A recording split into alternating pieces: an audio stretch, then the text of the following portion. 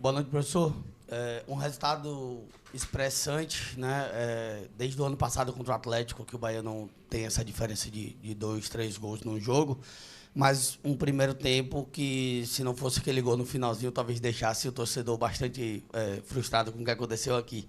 Eu não vou nem falar dali do começo, mas o que foi feito no intervalo, Rogério, para o time voltar com uma postura diferente, você faz 2 modificações, muda ali o jeito de que o time estava jogando para conseguir essa goleada expressante e mudando no intervalo, que muitas vezes o povo fica, por que não mudou, por que demorou e tal, mas ganhando, né? Parabéns pelo resultado.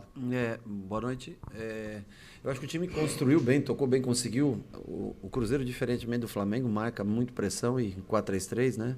Pressiona bastante a gente na saída de bola. Então é difícil você encontrar bons passes, e nós conseguimos fazer isso durante muito tempo. Mas, novamente, quando todo mundo está descansado, é sempre mais difícil você chegar ao gol adversário. No segundo tempo, nós tiramos o Cauli, né? Tiramos Cauli e Depena, voltamos com o Everton, que o Everton estava sentindo um pouquinho... antes de começar, fiquei com receio de começar com ele o jogo hoje. O tempo de recuperação foi muito curto do último jogo para hoje. E entra o Everton e entra o Biel para fazer essa flutuação, que entrou muito bem, inclusive, no jogo de hoje. E a gente começa a ter mais chances. Depois da expulsão, a gente entra com o Ademir, né, no lugar do Gilberto, né, as mesmas substituições que nós fizemos em Criciúma, nós fizemos hoje, e depois Estupinhã também.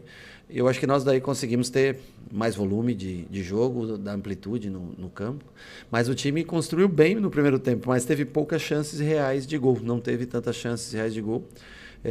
São escolhas que você faz, são um pouco mais de peso na área, você tem, se você põe mais velocidade, você tem um pouco mais de amplitude. O importante é que, entre o primeiro tempo e o segundo, o time foi crescendo e cresceu. Eu acho que constantemente teve as melhores oportunidades, foi crescendo no jogo até o apito final. Rogério, você Sim.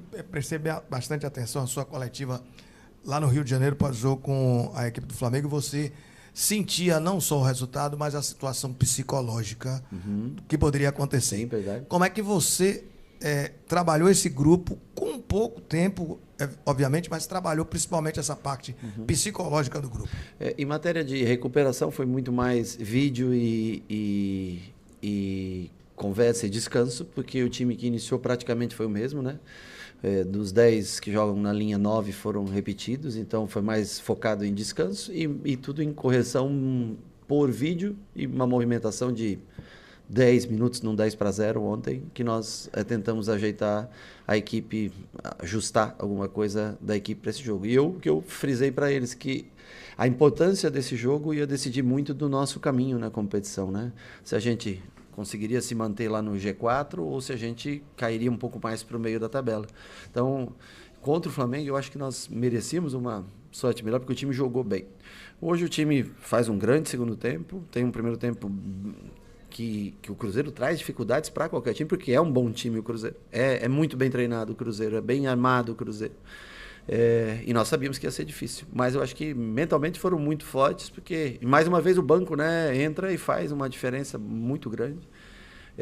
E eu acho que essa força psicológica tinha que existir no dia de hoje, para a gente não perder, né? Mesmo jogando bem, não veio o resultado, hoje nós tínhamos que conseguir esse resultado para se manter ali nesse grupo da frente do Campeonato Brasileiro. Você disse que o time do Cruzeiro é bem armado, Sim. que o Bahia teve até chances no primeiro tempo. Porém, você também concorda que o Bahia pecou na marcação no primeiro tempo, ou foi mesmo só mérito do Cruzeiro? Não, o lance que ocasiona o gol, nós saltamos com o Jean e Tassiano ao mesmo tempo, deixou um buraco nas costas, o Canu vai fazer a cobertura, abre mais um buraco, e aí teve a infelicidade ali do Xavier. Eu acho que, eu não consigo ver direito, eu achei até que o jogador tinha puxado ele, mas depois, vendo agora na TV, você vê que foi uma jogada, acho que normal, de disputa. Então, um salto a mais de um jogador foi abrindo espaço, efeito cascata, foi saltando outro, coisa que não é tão comum dentro da nossa defesa. E teve a segunda chance, que foi na falta, né? Uma desatenção, acho que ali faltou um pouco mais de atenção, porque o Matheus Pereira sofre a falta no meio-campo e já coloca a bola na frente para o Verón, se eu não me engano, né? Que saiu ali cara a cara, puxou para a esquerda, ele é destro, né? Então, acho que foram as duas chances que o Cruzeiro teve no jogo para fazer gol. De resto, eu acho que o time marcou bem.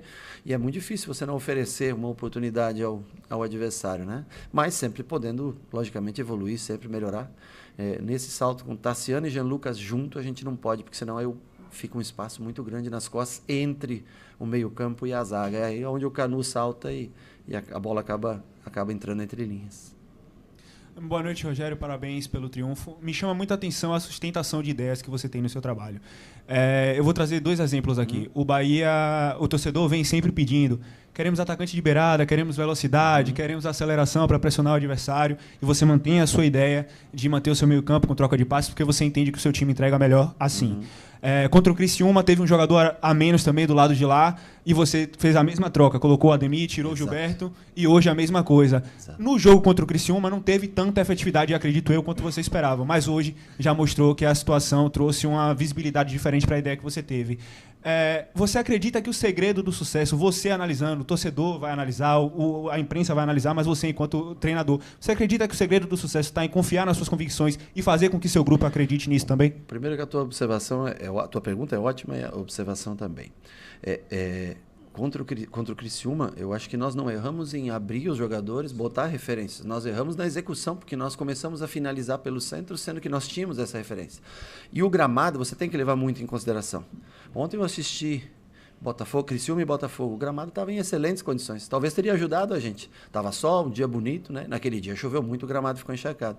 Mas os movimentos foram exatamente o mesmo. Biel, Ademir, Oscar, Everaldo, só que aquele dia as pessoas entendem que não. E hoje foi o correto. Com um jogador. A mesma exata situação. Tem 2 maneiras de você ver o futebol. Ou você se adapta ao adversário a cada jogo, e eu acho que é completamente. Ano passado nós fizemos muito isso, tá? Ou você repete muito aquilo que você faz e faz com que os outros se adaptem a você. Eu acho que isso quando você consegue, isso é uma coisa muito importante, quando você consegue com que os outros se preocupem a se adaptar, a jogar contra você, eu acho que isso é uma virtude também. Então, assim, isso não impede que a gente faça trocas e tudo, e eu acho que colocar a velocidade na segunda parte do jogo, não é que mas assim, o primeiro tempo ele justifica muito o posicionamento para o segundo, tá entendendo? Então nós conseguimos. É um jogo sempre, os primeiros 45 são sempre, tá todo mundo com energia, né? Quando vai baixando a energia, a velocidade se torna mais importante. Então, assim, eu acho que é possível fazer trocas, é possível alterar sistemas, mas quando você tem confiança naquele trabalho que você faz e você tem peças para encaixar, eu acho que é sempre importante você conseguir fazer com que o adversário se molde a você. Isso eu acho que a longo prazo mostra uma ideia de time que eu acho que é muito bacana. Você vê alguns times no mundo que jogam e os outros se adaptam a ele, né? Quando você tem que se adaptar muito ao adversário, eu acho que para isso a pré-temporada foi importante, para isso esses Campeonato Baiano, Copa da foram muito importantes para dar hoje uma sustentação, uma linha de jogo para o time. Boa noite, professor. Parabéns pelo triunfo. A gente viu o jogo contra o Flamengo, um Bahia que atacou muito, que dominou o Flamengo por completo, houve infelicidade, não conseguiu vencer.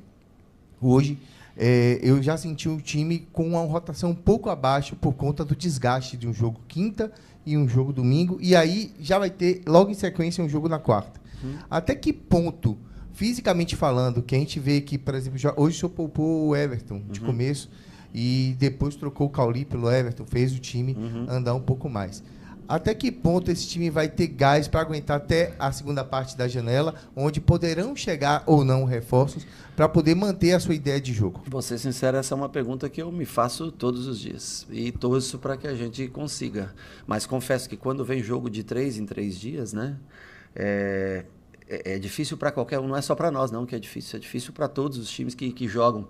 Por exemplo, o Cruzeiro vem do intervalo de 4 dias, né, jogar hoje. O Vasco vem do intervalo de 4 dias para jogar o próximo jogo. Então, assim, parece que não. Quando o intervalo é de 5 dias, 4, 5 dias em diante, esse dia a mais não faz tanta diferença. Mas do 3 para 4, ele faz muito, fisiologicamente falando, ele faz muita diferença. Agora, não é só nem a energia, são os cartões que se acumulam, o número de jogadores pendurados, e é isso que a gente tem que também tentar cuidar para que não perca 2, 3 peças, principalmente num determinado setor, ao mesmo tempo, né? Hoje o Everton ficou, quem sabe a gente pode fazer alguma substituição também para o próximo jogo para tentar segurar um ou outro jogador que esteja mais desgastado. Mas essa é uma pergunta que a gente se faz todos os dias. Até quando você vai conseguir ter intensidade? E eu assim, acho que no time não jogou com mais intensidade hoje do que contra o Flamengo. De rotação, eu estou falando, rotação. Eu acho que contra o Flamengo foi mais assertivo em passes, porque o Flamengo pressiona muito menos. O Flamengo defende em linha muito mais baixa, num 4-4-2, aqui é um 4-3-3 pressionado desde saída. Você tem que encaixar melhor os passes. E outra coisa, o gramado. Cada dia está pior. Se ninguém cuidar do gramado, vai chegar um dia que você não vai valer a pena fazer mais o jogo construído, porque cada dia o campo se encontra de maneira pior. E parece pouco, mas você vê, a bola quica muito no gramado, o gramado no Maracanã, por exemplo, está 10 vezes melhor do que esse aqui. Mas todo mundo não pode reclamar porque o campo eu entendo, o estádio é público, tudo tal, mas o gramado é essencial. Não adianta ter uma puta de uma estrutura desse tamanho, botar hoje o público, né, que por um dia, todo mundo falou que ia dar 20, 25 mil pessoas, deu 35 mil pessoas, o público vem, incentiva, tudo. Precisa de um gramado melhor, precisamos cuidar do gramado. Se as pessoas não investirem no gramado, não adianta de nada você ter uma estrutura desse tamanho. Rogério, com relação ao Oscar, né? O Oscar ficou um tempinho ali sem entrar em alguns jogos também, sem fazer gol agora, estava aí desde o jogo contra o Náutico, mas o torcedor ficava falando de um 9, cobrando. Só que o Everaldo, ele é o artilheiro da Série A, jogando ali sem ser aquele 9 na área, paradão e tal. Mas sobre o Oscar, né? A importância do Oscar nesses últimos jogos, o que é que tem mudado ou o que é que ele tem entendido da filosofia passada, do trabalho passado para o Estupião para render isso. Primeiro, eu repito, como já falei outras vezes, é um baita de um cara, um ser humano fantástico. E ele vem treinando muito a cada dia, vem se condicionando mais. O Oscar, para jogar um período longo pelo lado, fazendo esse serviço que você se refere ao Everaldo e Tassiano, ele encontra um pouco mais de dificuldades. Para 15 minutos, 20 minutos ele consegue. Mais do que isso, fica um pouco pesado para ele. E hoje, naquele momento do jogo, pediu um jogador de centro de área. E aí, primeiro ele e Everaldo, para tentar ter dois jogadores para atacar espaço, com o Gilberto, com o Juba entrando pelo outro lado, muitas vezes, hora com o Gilberto, hora com o Juba, hora com Gilberto Biel, depois com Ademir e Juba, né, para a gente ter mais presença de área. Eu tentei arriscar um pouco mais tirando o Gilberto pela expulsão e tem um jogador mais agudo que é o Ademir. Depois do gol, a gente tenta recompor a linha de 4, deixar a Oscar de centroavante, com o Biel, Ademir dos lados, mais o tripé no meio. Ele, para essa função, ele vai bem. Ele é oportunista, né? Ele é um jogador de ataque a espaço, nem tão bom cabeceio quando vocês imaginam, mas um jogador que tem muita presença de área, né? Então, eu acho que ele fez a função, fez os 2 gols, acho que o Biel até faria, o segundo, se ele não faz, acho que sobraria para o pé direito do Biel ali para fazer, mas esteve dentro da área, marcou presença, sustentou, ajudou, o cara, assim, nota 10. O problema é que eu tenho Biel, tem o Ademir, tem o Oscar e tem o Ratão, além de Tassiano e Everaldo. E um deles acaba ficando sem entrar. E assim, se a gente não ganha jogos, aí você me pergunta, mas por que o Ratão não entrou? Pô, eu gostaria de pôr os mas não consigo. Aí se o Oscar não entrar, mas daí o Oscar... Então, assim, sempre vai ter um nessa circunstância que acaba estando no banco e não entrando no jogo. Os 5 são usados normalmente, os 2 que começam, os 3 que entram, mas o 6º jogador acaba ficando fora. A cada jogo, um deles tem que ficar fora. Rogério, eu vou lhe fazer uma pergunta que nada a ver tem com o futebol, eu digo jogado, né? Mas a gente ouve rumores e a gente sabe que o clube é fechado. O que é que tem a ver dessas situações, especulações de Iago Felipe e de Ratão sair do Bahia? Existe isso, não existe? Que eu tenha conhecimento, zero. Ao menos nunca foi falado absolutamente nada para mim. São 2 jogadores que estão aqui, como eu falei para você, no caso dos atacantes. Um deles não acaba ficando de fora. Hoje foi o Ratão, os últimos 2 jogos, na verdade, foi o Ratão. Como você falou, o Estupião chegou a ficar alguns jogos sem entrar, porque não cabe todos dentro do campo de jogo. Eu não consigo colocar todos, né, numa partida. Um deles, um dos 6, acaba ficando sem participar do jogo. Então, acho que abre para especulação. E eu desconheço, assim, qualquer coisa. Ao menos nada me foi passado até o momento de algum interesse de outro time ou de algum interesse dos atletas em saírem. Rogério, no jogo contra o Fortaleza, que o Bahia venceu aqui, eu já vim observando os atletas que estavam do lado de fora. Você está citando essa questão aí de não tem como jogar todo mundo, isso é fato, sim, todo mundo sabe. Mas eu percebo o quanto quem está fora tem vontade de transmitir um empenho para quem está jogando, para quem está participando. Quem não vem tão bem, continua colaborando. Hoje os gols no segundo tempo mostraram isso, jogadores saindo do banco e cruzando para poder comemorar. Os grupos de clubes vencedores que estão sempre lá no topo costumam sempre trazer esse panorama de vaidade, de querer um sobressair ao outro. É virtude do seu grupo querer que todos vençam em conjunto? Eu acho que é virtude do caráter de cada um, de como foi construída a mentalidade desse grupo. Eu sei que você pega, por exemplo, David, hoje o Cicinho entrou, mas não tem jogado tanto. David Duarte não tem entrado. Iago entrou em 2 jogos recentemente.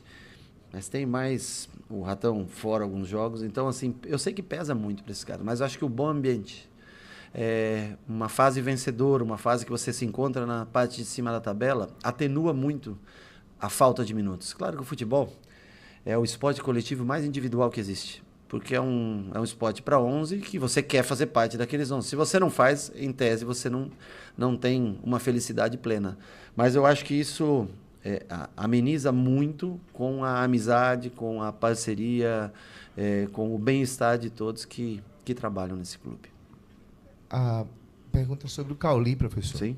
O Cauli, o senhor falou na última entrevista, explicou até o modus operandi, como ele pode atuar em campo, mas a gente vê um Cauli, a impressão que dá de fora, tá, é que parece que ele está deslocado. Não é o mesmo Cauli efetivo do ano passado, conclusivo, que pisa na área, que faz gols, que dá assistências. O senhor já explicou na última entrevista coletiva a respeito do posicionamento. Como é que está a cabeça do jogador sobre esse momento, que nem todo mundo vai estar 100% sempre. Isso é um fato. E jogadores têm altos e baixos. Mas até que ponto essa oscilação dele para baixo está influenciando no plantel? Eu acho que, assim, não é sempre que você vai fazer. O Cauli já decidiu jogos para nós nesse Campeonato Brasileiro, nessa temporada. E às vezes as coisas não saem como a gente imagina dentro de campo. Mas eu repito para vocês, o Cauli joga numa zona muito parecida com a do ano passado. Ele joga na zona mais central do campo, no espaço mais avançado. Se não produz o jogo ou outro, não é fácil mesmo, porque eu fui goleiro. Dar passe como goleiro, trabalhar a bola, é a coisa mais simples do mundo. Nunca tem ninguém nas tuas costas. Você joga com o jogo inteiro na sua frente. Jogar onde joga o melhor jogador do time é muito difícil. Primeiro porque ele é muito visado desde o ano passado pelo crescimento técnico e por tudo que ele mostrou. E segundo, que são os passes mais difíceis. É a zona mais difícil do campo de jogar. Por isso que ele é o Cauli. E por isso que ele é um 10, um 8, na verdade, com função de 10, que joga na parte mais difícil do campo. Ali, os passes são chaves. Ali, Everton Ribeiro, Caio Alexandre, que faz o time girar muito, são zonas centrais e difíceis de jogar. Por isso que os caras especiais jogam ali. E ele, para mim, é um jogador especial. E se não teve bem hoje, vai estar bem no próximo, vai estar bem no outro. Se precisar descansar um pouquinho, descansa um pouquinho e vai estar pronto. Cauli é a peça fundamental, gente. Assim como o Everton assim como o Jean Lucas, como o Caio, todos eles, assim como o Ademir e Biel foram hoje. Assim como o Oscar entrou e não vinha jogando tanto e foi fundamental. Então, assim, aqui todos são importantes. Esse é o principal. Obrigado, pessoal. Boa noite, gente. Valeu.